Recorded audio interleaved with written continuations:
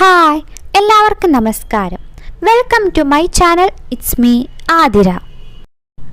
ഇന്ന് നമ്മൾ ഈ ക്ലാസ്സിലൂടെ വർക്കിംഗ് ക്യാപിറ്റൽ മാനേജ്മെൻറ്റും വർക്കിംഗ് ക്യാപിറ്റൽ സൈക്കിളും അത് രണ്ടുമാണ് പഠിക്കുന്നത്.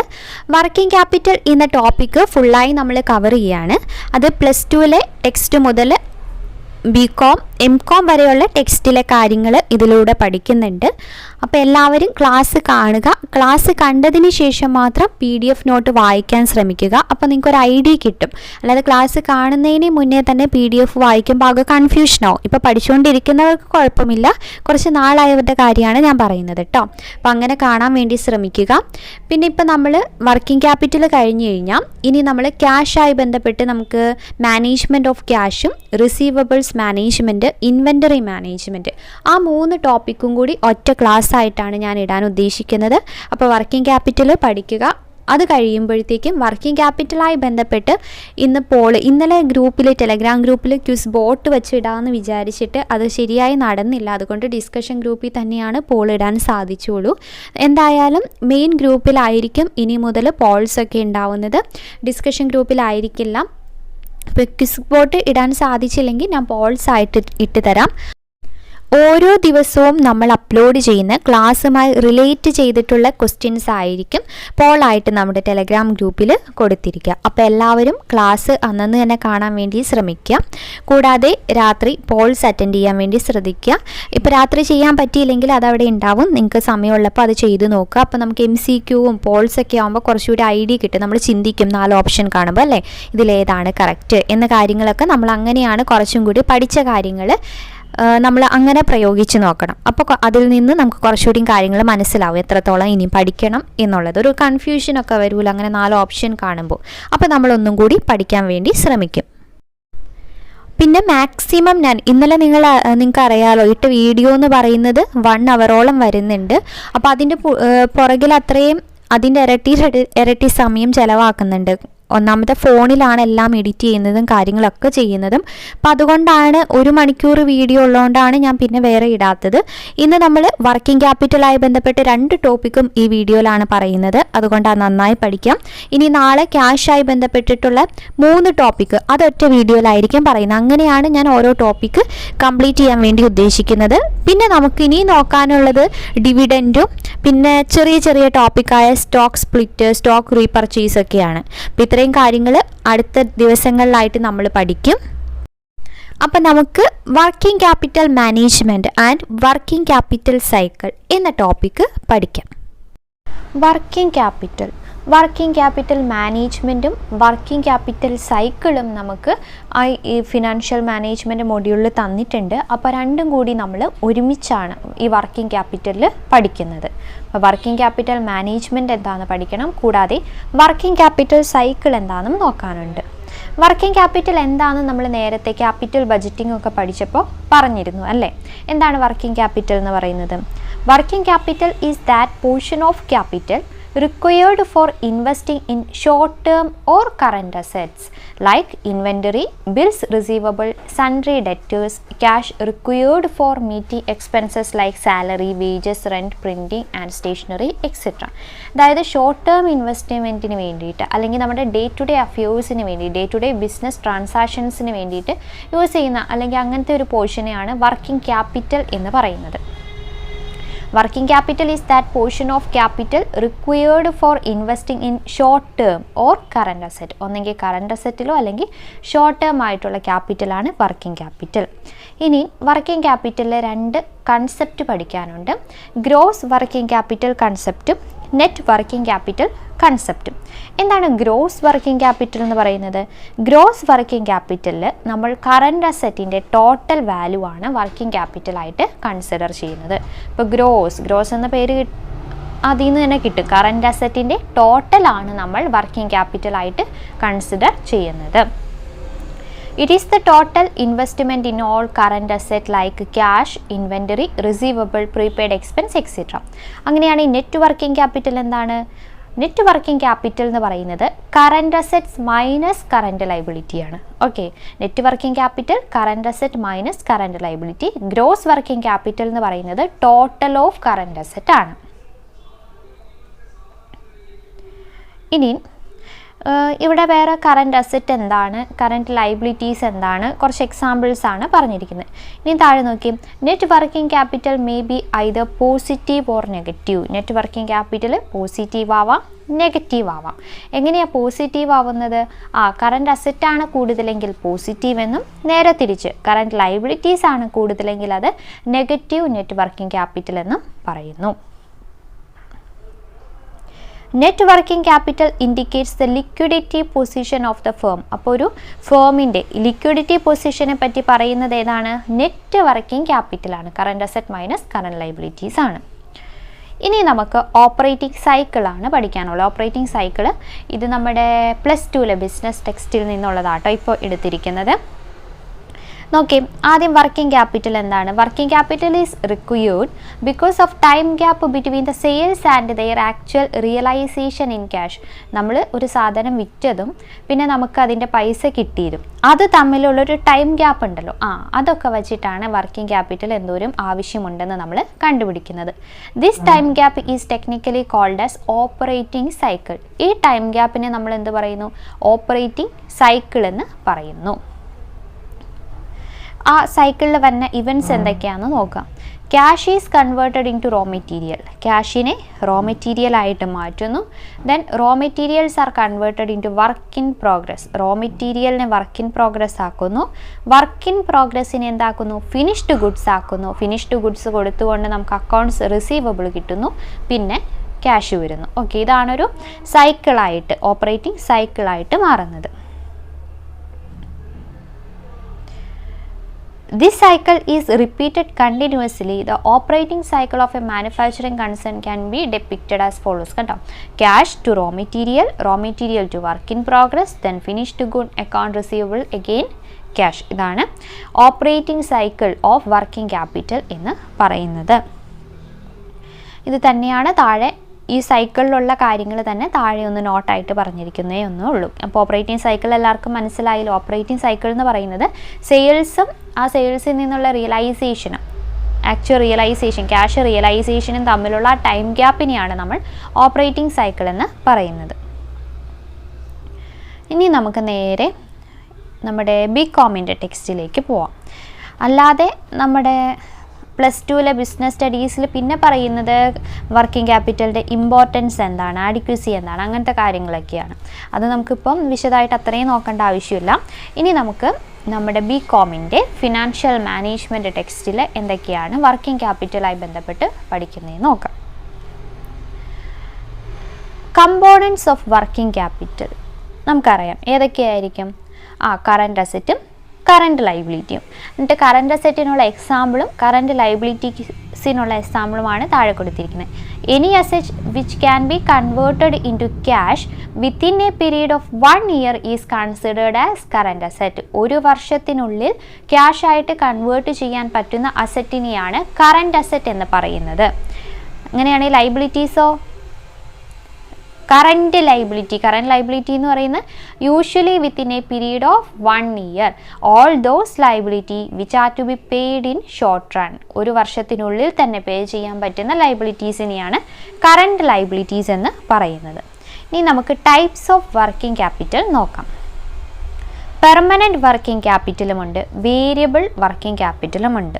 എന്താണ് permanent working capital? Permanent working ക്യാപിറ്റലിൻ്റെ വേറെ പേരുകളാണ് ഫിക്സഡ് വർക്കിംഗ് ക്യാപിറ്റൽ അല്ലെങ്കിൽ ഹാർഡ് കോർ വർക്കിംഗ് ക്യാപിറ്റൽ എന്നും അറിയപ്പെടും. ഹാർഡ് കോർ വർക്കിംഗ് ക്യാപിറ്റൽ എന്താണ് പെർമനൻ്റ് എന്ന് പറയുന്നത്?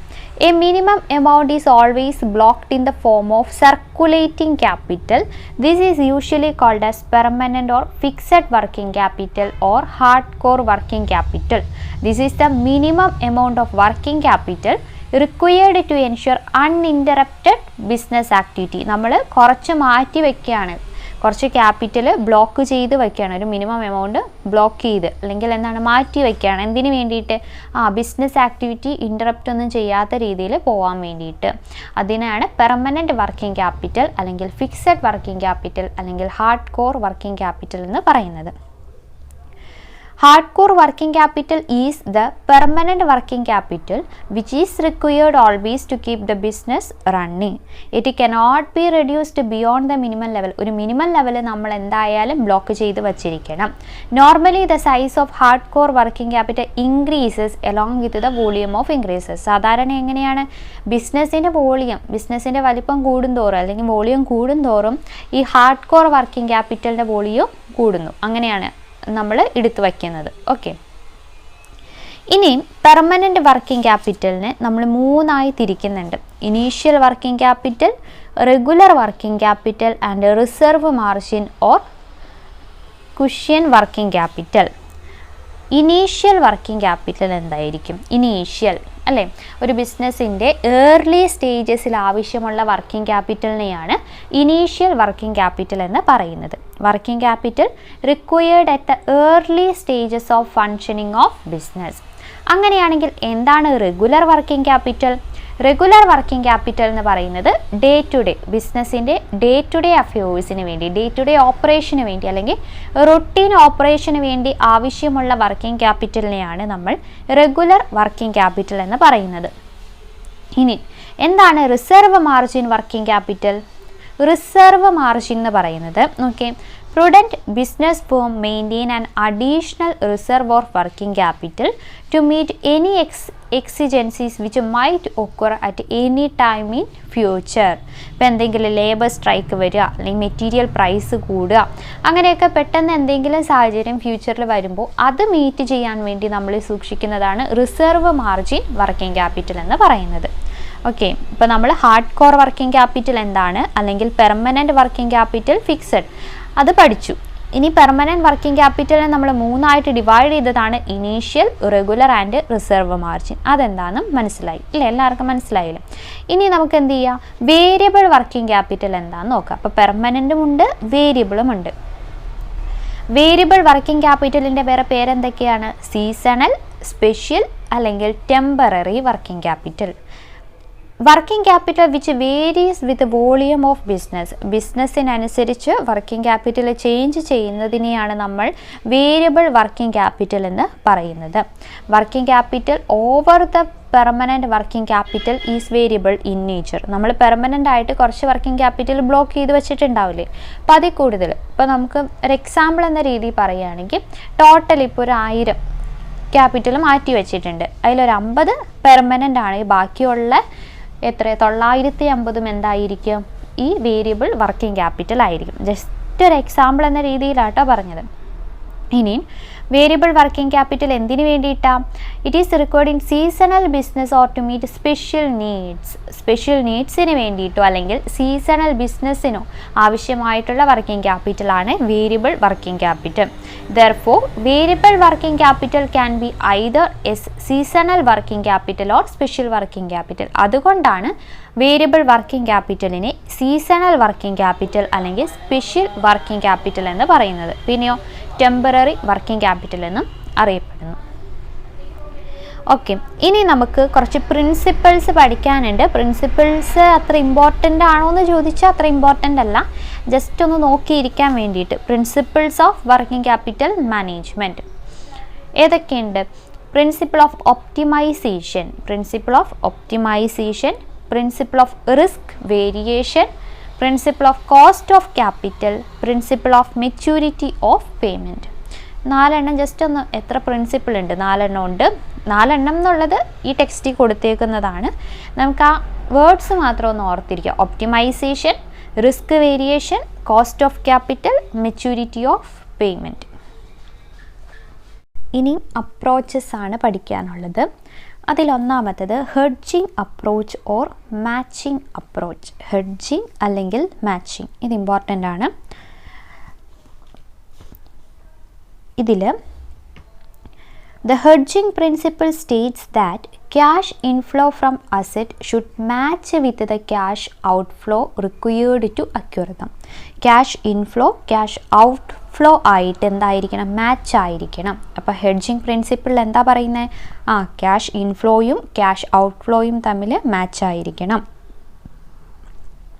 പിന്നെ വേറൊരു റൂളാണ് the length of the finance should match with the life duration of the asset. അസറ്റിൻ്റെ ലൈഫ് ഡ്യൂറേഷനായിട്ട് ഫിനാൻസിൻ്റെ എത്ര നാളത്തേക്കാണ് അതിൻ്റെ ലെങ്ത്തും മാച്ച് ആയിരിക്കണം. The length of the finance should match with the life duration of the assets. അപ്പോൾ എന്തൊക്കെ തമ്മിൽ ക്യാഷ് ഇൻഫ്ലോയും ക്യാഷ് ഔട്ട്ഫ്ലോയും തമ്മിൽ മാച്ച് ആയിരിക്കണം.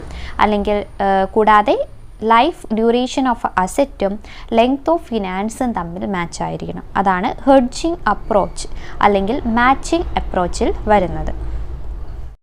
ഇങ്ങനെ ഉള്ളത് കൊണ്ട് ഹെഡ്ജിങ് അപ്രോച്ച് സജസ്റ്റ് ചെയ്യുന്നത് permanent working capital in the long term സോഴ്സസിൽ നിന്നും ടെമ്പററി അല്ലെങ്കിൽ seasonal working capital requirement should be financed with short term ഫണ്ട്സുമാണ്. ഈ രണ്ട് കാര്യങ്ങളാണ് ഹെഡ്ജിങ് അപ്രോച്ച് സജസ്റ്റ് ചെയ്യുന്നത്. അപ്പോൾ ഹെഡ്ജിങ് അപ്രോച്ച് അല്ലെങ്കിൽ മാച്ചിങ് എന്ന് കേൾക്കുമ്പോൾ തന്നെ അറിയായിരിക്കും അല്ലേ, ക്യാഷ് ഇൻഫ്ലോയും ക്യാഷ് ഔട്ട്ഫ്ലോയും തമ്മിലൊരു മാച്ച് ആയിരിക്കണം.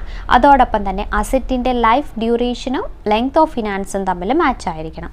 പിന്നെ ഹെഡ്ജിങ് അപ്രോച്ചിൻ്റെ സജഷനാണ് പറയുന്നത് എന്ത്, permanent working capital requirement should be financed with funds from long term sources. Long term സോഴ്സസിൽ നിന്നുള്ള ഫണ്ട് ഉപയോഗിച്ച് പെർമനൻറ്റ് വർക്കിംഗ് ക്യാപിറ്റൽ ഫിനാൻസ് ചെയ്യുകയും ഷോർട്ട് ടേം ഫണ്ട് ഉപയോഗിച്ച് സീസണൽ അല്ലെങ്കിൽ ടെമ്പററി വർക്കിംഗ് ക്യാപിറ്റൽ ഫിനാൻസ് ചെയ്യുകയും ചെയ്യാം. ഓക്കെ, ഇനി സെക്കൻഡ് അപ്രോച്ചാണ് conservative approach. All the working capital needs are primarily financed by long-term sources, but short-term sources may be resorted to in emergency situation only. Such an approach ensures financial safety and avoid the chances of financial stringencies or insolvency. Financial safety നമുക്ക് provide ചെയ്യുകയും financial insolvency ഒഴിവാക്കുകയും ചെയ്യുന്നു. കൂടാതെ conservative approach risk minimise ചെയ്യുകയും ചെയ്യുന്നു. ഇപ്പോൾ hedging approach എന്ന് പറയുമ്പോൾ വേറെ നമുക്കൊരു കാര്യം ഹെഡ്ജിങ്ങിൽ ഓർക്കാനുള്ളത് ലോ കോസ്റ്റും ഹൈ പ്രോഫിറ്റും ഹൈ റിസ്ക്കുമായിരിക്കും. കോസ്റ്റ് കുറവാണ്, പ്രോഫിറ്റും കൂടുതലാണ്. പ്രോഫിറ്റ് കൂടുതലാവുമ്പോൾ ഒബ്വിയസ്ലി റിസ്ക്കും കൂടുതലായിരിക്കും. കൺസർവേറ്റീവ് അപ്രോച്ചിൽ ഹൈ കോസ്റ്റ് ഉണ്ട്, പ്രോഫിറ്റ് പക്ഷെ കുറവാണ്, അതോടൊപ്പം തന്നെ റിസ്ക്കും കുറവായിരിക്കും. അത് ജസ്റ്റ് ഒന്ന് ഓർത്ത് വെച്ചാൽ മാത്രം മതി. ഇവിടെ റിസ്ക് എന്ത് ചെയ്യാൻ സാധിക്കും, കൺസർവേറ്റീവ് അപ്രോച്ചിൽ റിസ്ക് മിനിമൈസ് ചെയ്യാൻ വേണ്ടി സാധിക്കും. The approach suggested that the entire estimated investments in current assets should be financed from long-term sources. Current assets എവിടെ നിന്ന് long-term sourcesൽ നിന്ന് ഫിനാൻസ് ചെയ്യുകയും അതോടൊപ്പം തന്നെ എമർജൻസി റിക്വയർമെൻറ്റ്സിന് വേണ്ടി ഷോർട്ട് ടേം സോഴ്സസ് യൂസ് ചെയ്യുക എന്നതാണ് കൺസർവേറ്റീവ് അപ്രോച്ചിൽ പറയുന്നത്. അപ്പോൾ മനസ്സിലായെന്ന് വിശ്വസിക്കുന്നു. കൺസർവേറ്റീവ് അപ്രോച്ചിൽ എമർജൻസി സിറ്റുവേഷൻസിൽ ഷോർട്ട് ടേം സോഴ്സസും ബാക്കി എസ്റ്റിമേറ്റഡ് ഇൻവെസ്റ്റ്മെൻറ്റ് ഇൻ കറൻറ്റ് അസറ്റൊക്കെ എന്താണ് ലോങ് ടേം സോഴ്സസിൽ നിന്ന് ചെയ്യുക. അപ്പോൾ റിസ്ക് മിനിമൈസ് ചെയ്യാൻ സാധിക്കും എന്നാണ് പറയുന്നത്. അടുത്തതാണ് അഗ്രസീവ് അപ്രോച്ച്.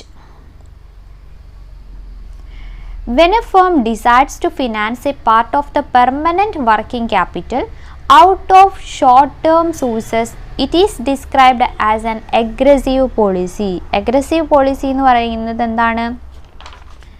അഗ്രസീവ് പോളിസി എന്ന് പറയുന്നത് the entire estimated requirements of current asset should be financed from short term sources and even a part of fixed asset investment be financed from short term sources. Short term സോഴ്സസിൽ നിന്ന് permanent working capital finance ചെയ്യുക അല്ലെങ്കിൽ current asset finance ചെയ്യുക. Fixed asset investment ഏതിൽ നിന്ന് നടത്തുക? Short term സോഴ്സസിൽ നിന്ന് നടത്തുക. അതാണ് അഗ്രസീവ് അപ്രോച്ചിൽ പറയുന്നത്. എന്തിനു വേണ്ടിയിട്ടാണ്? Aim to minimise or avoid excess liquidity while meeting the short term requirements. Excess liquidity കുറയ്ക്കുക എന്നതാണ് ഇവരുടെ ലക്ഷ്യം. This approach makes the finance mix more risky. ഇവിടെ റിസ്ക് കൂടുന്നുണ്ട്, കോസ്റ്റ് കുറയുന്നുണ്ട്, പ്രോഫിറ്റും കൂടുന്നുണ്ട്. ഓക്കെ, പ്രോഫിറ്റ് കൂടുമ്പോൾ റിസ്ക് കൂടുക എന്നുള്ളത് ഓർത്ത് വയ്ക്കാം. അഗ്രസീവ് അപ്രോച്ച് എന്താണെന്നൂടി നോക്കി. When a firm decides to finance a part of the permanent working capital out of short term sources. Short term സോഴ്സസിൽ നിന്ന് പെർമനൻറ്റ് വർക്കിംഗ് ക്യാപിറ്റൽ ഫിനാൻസ് ചെയ്യുന്നു. അടുത്തത് methods of estimating working capital. Requirement. ഏതൊക്കെ methods ആണോ ഉള്ളത്? ഏതൊക്കെയാണ്? ഇതിപ്പോൾ നമ്മൾ ഏതാ പഠിക്കുന്നത്? BCom text.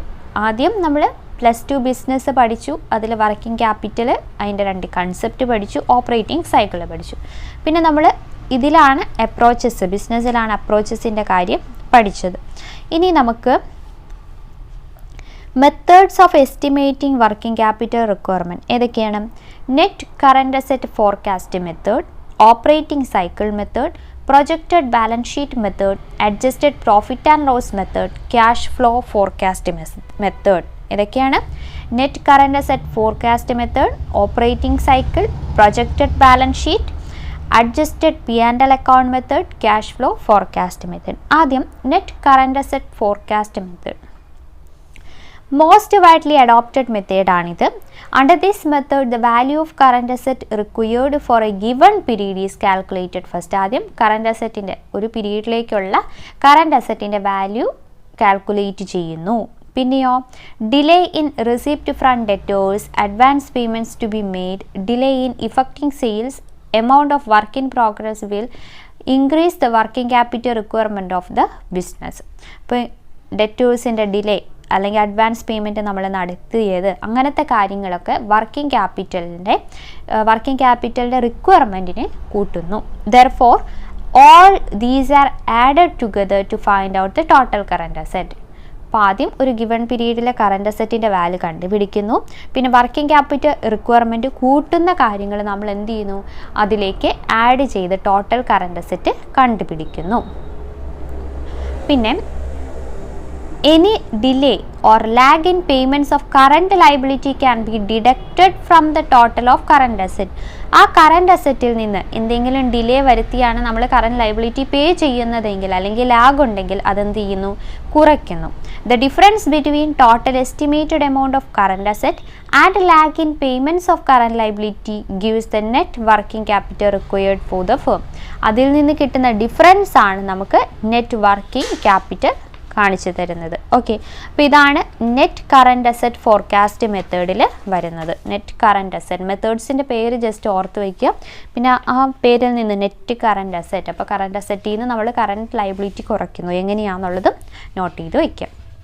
ഇതാണ് ഒന്നാമത്തെ മെത്തേഡ്, വർക്കിംഗ് ക്യാപിറ്റൽ റിക്വയർമെൻറ്റിൻ്റെ ഒന്നാമത്തെ മെത്തേഡ്. സെക്കൻഡ് വൺ ആണ് operating cycle method. The duration required to complete one operating cycle is computed first. ഒരു ഓപ്പറേറ്റിംഗ് സൈക്കിൾ കംപ്ലീറ്റ് ചെയ്യുവാനുള്ള സമയം നമ്മൾ ആദ്യം കാൽക്കുലേറ്റ് ചെയ്യുന്നു. പിന്നെയോ at the second stage the annual operating days will be divided with the period of operating cycle. അതിനുശേഷം annual operating days വെച്ച് divide ചെയ്യുന്നു. ഇപ്പോൾ ഇവിടെ ഒരു എക്സാമ്പിൾ കണ്ടോ, duration of operating cycle 45 days ആണ്. ആനുവൽ ഓപ്പറേറ്റിംഗ് ഡേയ്സ് എന്ന് പറയുന്നത് 360 ആണ്. അപ്പോൾ 360/45 ചെയ്തപ്പോൾ നമുക്ക് എത്ര കിട്ടി? 8 ഓപ്പറേറ്റിംഗ് സൈക്കിളിന് കിട്ടി. At the third stage, the total of expected annual operating expenses is divided by the number of operating cycle, which gives the working capital required per cycle. In the example, if the annual operating expenses are 40 lakh ആണെങ്കിൽ 40 lakh divided by നമുക്ക് കിട്ടിയ operating സൈക്കിളിലെ 8 വെച്ച് divide ചെയ്യണം. അങ്ങനെയാണ് operating cycle മെത്തേഡിൽ working capital requirement കണ്ടുപിടിക്കുന്നത്. Okay, ഇനി തൊട്ട് മുമ്പ് നമ്മൾ ആദ്യം പഠിച്ച കാര്യമാണ് ഓപ്പറേറ്റിംഗ് അല്ലെങ്കിൽ ക്യാഷ് സൈക്കിൾ എന്നുള്ളത്. അത് നമുക്ക് ഈ ടെക്സ്റ്റിൽ എന്താണ് കൊടുത്തേക്കുന്നത് നോക്കി. Operating cycle or cash conversion cycle, CCC എന്ന് പറയുന്നത് cash conversion cycle is the time gap between purchase of inventory and the realisation of cash from account receivable. Inventory purchase ചെയ്യുന്നതും അക്കൗണ്ട് റിസീവബിളിൻ്റെ ക്യാഷ് റിയലൈസ് ചെയ്യുന്നതും അതിൻ്റെ ഇടയിലുള്ള time ഗ്യാപ്പിനെയാണ് cash conversion cycle അല്ലെങ്കിൽ operating cycle എന്ന് പറയുന്നത്. The cash conversion cycle is also referred to as the cash cycle, asset conversion cycle or net operating cycle. പിന്നെ operating cycle cash, raw material, finished good, inventory, sales, collection of debts അങ്ങനെ വരുന്നുണ്ട്. Just നോക്കിയാൽ മതി. ഇനി മൂന്നാമത്തെ method, working capital റിക്വയർമെൻറ്റിലെ മൂന്നാമത്തെ മെത്തേഡാണ് projected balance sheet method. ഇതിലെന്താ പറയുന്നത്? various assets and liabilities of the business as at the end of the year are estimated in advance. അസറ്റും ലയബിലിറ്റീസും നമ്മൾ അഡ്വാൻസ് ആയിട്ട് എസ്റ്റിമേറ്റ് ചെയ്യുന്നു. The difference between the assets and liabilities in the projected balance sheet denotes either shortage or surplus of cash. Projected balance sheet എന്തെങ്കിലും difference കാണിക്കുന്നുണ്ടെങ്കിൽ അതൊന്നെങ്കിൽ shortage ആവാം അല്ലെങ്കിൽ surplus ആവാം. If the liability side is more than the asset, it represents excess sources of fund. If the total of asset exceed the total of liability, there is deficiency of working capital. അപ്പോൾ അസറ്റാണ് കൂടുതലെങ്കിൽ അവിടെ working capital deficiency ആണ് കാണിക്കുന്നത്. Liability സൈഡാണ് മോറെങ്കിൽ അവിടെ excess sources of ഫണ്ടാണ് കാണിക്കുന്നത്. അപ്പോൾ അത് എന്താ ചെയ്യുക, അത് നന്നായി ചെയ്യുക, അതിനെയാണ് അത് മാനേജ് ചെയ്യുക, അതിനെയാണ് പ്രൊജക്റ്റഡ് ബാലൻസ് ഷീറ്റ് മെത്തേഡ് എന്ന് പറയുന്നത്. അടുത്തത് adjusted profit and loss method. Profit or loss is estimated in advance on the basis of a projected profit and loss account. Projected profit and loss account വെച്ച് profit ആണോ loss ആണോ എന്ന് advance ആയിട്ട് estimate ചെയ്യുന്നു. അതിൽ എന്നിട്ട് ഡിക്രീസോ ഇൻക്രീസോ ഉണ്ടായിക്കഴിഞ്ഞാൽ അത് എന്ത് ചെയ്യും? Increase or decrease in working capital requirement can be computed on the basis of estimated profit adjusting cash inflow and cash outflow. The last മെത്തേഡാണ് cash forecasting method. The company prepares a probable receipt and payments account.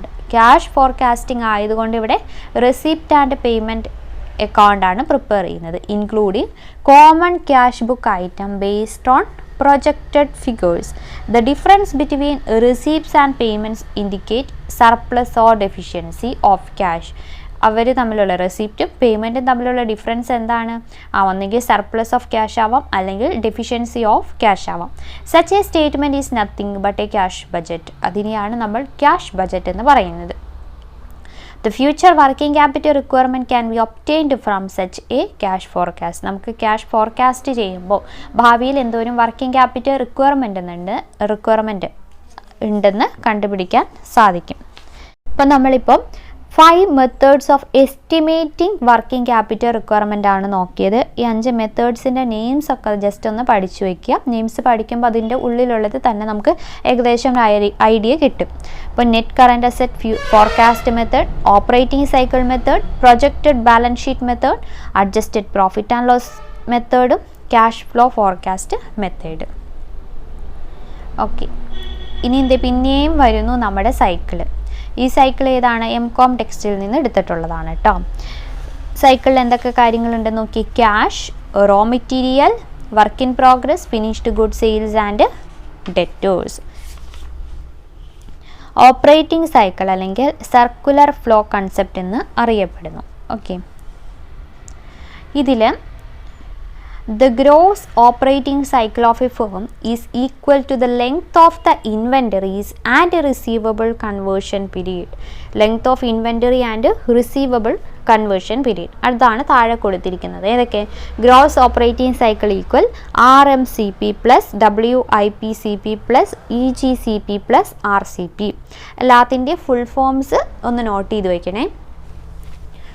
RMCP raw material conversion period, WIP എന്ന് പറയുമ്പോൾ work in progress conversion period, then finished goods conversion period, receivable conversion period. ഇതിനെ നമ്മൾ net operating cycle period കാണാൻ വേണ്ടി use ചെയ്യുന്നത് gross operating cycle പീരീഡിൽ നിന്ന് payable deferral period കുറയ്ക്കുകയാണ് ചെയ്യുന്നത്. ഗ്രോസിൽ നിന്ന് പേയബിൾ ഡെഫറൽ പീരീഡ് കുറയ്ക്കുന്നു. ഇനി നമ്മൾ ഓരോന്ന് കാണുന്നത് എങ്ങനെയാണെന്നാണ് കൊടുത്തിരിക്കുന്നത്. റോ മെറ്റീരിയൽ കൺവേർഷൻ പീരീഡ് എങ്ങനെ കണ്ടുപിടിക്കാം? Average stock of raw material divided by raw material consumption per day. Average stock divided by raw material consumption per day. Work in progress conversion ആണെങ്കിലോ average stock of work in progress divided by total cost of production per sale. Work in progress ആയതുകൊണ്ട് total cost of production ആണ് താഴെ വരുന്നത്. ഇനി finished goods ആവുമ്പോൾ average stock of finished goods divided by total cost of sales per day ആണ് വരുന്നത്. Total cost of sales. Then receivable conversion പീരീഡിൽ average account receivable divided by net credit sale per day. Receivable conversion ആയതുകൊണ്ട് net credit sale per day. Payable deferral period വരുന്നത് കൊണ്ട് average payable divided by net credit purchase per day. Just ഒന്ന് note ചെയ്താൽ മതി, ഇതത്ര വലിയതില്ല. ഇനി principles of working capital management അല്ലെങ്കിൽ പോളിസി നമ്മൾ ആദ്യം പഠിച്ചത് തന്നെയായിരുന്നു അല്ലേ. പ്രിൻസിപ്പിൾ നോക്കിയില്ലേ, പ്രിൻസിപ്പിൾ ഓഫ് റിസ്ക് വേരിയേഷൻ, പിന്നെ ഏതാണ് cost of capital, equity position and maturity of payment. ഇത്രയാണ് നമുക്കിതിൽ പഠിക്കാനുള്ളത്. പ്രിൻസിപ്പിള് വിശദമായിട്ട് നോക്കണം എന്നൊന്നുമില്ല, പക്ഷേ പേരുകളൊന്ന് നോക്കി വയ്ക്കുന്നത്. ഇപ്പം വർക്കിംഗ് ക്യാപിറ്റലായി ബന്ധപ്പെട്ടത് ഏത് അല്ലെങ്കിൽ ഇതിൽ ബന്ധമില്ലാത്തത് ഏത് എന്ന രീതിയിൽ ക്വസ്റ്റ്യൻ വരുമ്പോൾ പേരുകൾ പഠിച്ചു വയ്ക്കുകയാണെങ്കിൽ നമുക്ക് കുറച്ചുകൂടി ഐഡിയ കിട്ടും. അപ്പോൾ വർക്കിംഗ് ക്യാപിറ്റൽ മാനേജ്മെൻറ്റ് എന്താണ്, പിന്നെ എന്താണ് working capital cycle, operating cycle എന്താണ് എന്നുള്ള കാര്യമൊക്കെ പഠിച്ചു എന്ന് വിശ്വസിക്കുന്നു. പിന്നെ ഇതിൽ വരുന്ന ക്വസ്റ്റ്യൻസ് ചെറിയ ചെറിയ ക്വസ്റ്റ്യൻ എന്ന് പറയാൻ പറ്റില്ല. വർക്കിംഗ് ക്യാപിറ്റൽ റിക്വയർമെൻറ്റ്സായി ബന്ധപ്പെട്ട് കുറച്ച് വലിയ ക്വസ്റ്റ്യനാണ് വരുന്നത്, അതുകൊണ്ടാണ് ഞാൻ അതിടാത്തത്. അത്രയും വലിയ ക്വസ്റ്റ്യൻ എന്തായാലും നമുക്ക് വരില്ലല്ലോ, ചെറിയ ഒരു ഇതൊക്കെ എന്ന രീതിയിലാണ് വരുന്നത്. അപ്പോൾ പിന്നെ ഇത്രയും കാര്യങ്ങളാണ് നമുക്ക് വർക്കിംഗ് ക്യാപിറ്റലിൽ പഠിക്കാനുള്ളത്. അപ്രോച്ചസ് എന്തായാലും നോക്കുക. ആ 3 അപ്രോച്ചസ്, ഹെഡ്ജിങ്, കൺസർവേറ്റീവ്, അഗ്രസീവ്, അത് നോക്കുക. പിന്നെ ഇവിടെ പഠിക്കാനുണ്ടായിരുന്ന പിന്നത്തെ കാര്യം എന്ന് പറയുന്നത് വർക്കിംഗ് ക്യാപിറ്റൽ ഫിനാൻസിങ് വരുന്നുണ്ട്. വർക്കിംഗ് ക്യാപിറ്റൽ ഫിനാൻസിങ് നമ്മൾ കഴിഞ്ഞ ദിവസം ഒരു ക്ലാസ്സിൽ പഠിച്ചിട്ടുണ്ടായിരുന്നു. ട്രേഡ് ക്രെഡിറ്റ് എന്താണ്, ഇൻഡിജീനിയസ് ബാങ്കേഴ്സ്, ട്രേഡ് ക്രെഡിറ്റ്, പിന്നെന്താണ് അക്രൂഡ് എക്സ്പെൻസ്, അതൊക്കെ തന്നെയാണ് ഇവിടെ വർക്കിംഗ് ക്യാപിറ്റൽ ഫിനാൻസിങ്ങിലും വരുന്നത്. അപ്പം അതൊക്കെ ഇവിടെ മനസ്സിലാക്കി വയ്ക്കുക. പിന്നെന്താണ് ടൈപ്സ്, പെർമനൻ്റ് ഉണ്ട്, ടെമ്പററി ഉണ്ട്, അങ്ങനത്തെ കാര്യങ്ങളൊക്കെ മനസ്സിലാക്കാം. അപ്പോൾ ഇതെല്ലാവർക്കും മനസ്സിലായി എന്ന് വിശ്വസിക്കുന്നു. ക്ലാസ് എല്ലാവർക്കും ഇഷ്ടമാവുകയാണെങ്കിൽ, ഉപകാരപ്പെടുകയാണെങ്കിൽ ചാനൽ സബ്സ്ക്രൈബ് ചെയ്യുക, വീഡിയോസ് ലൈക്ക് ചെയ്യുക, കൂടാതെ നിങ്ങളുടെ അഭിപ്രായം കമൻറ്റിലൂടെ രേഖപ്പെടുത്തുക. അപ്പോൾ അടുത്ത ക്ലാസ്സിലൂടെ വീണ്ടും കാണാം. അതുവരെ താങ്ക് യു.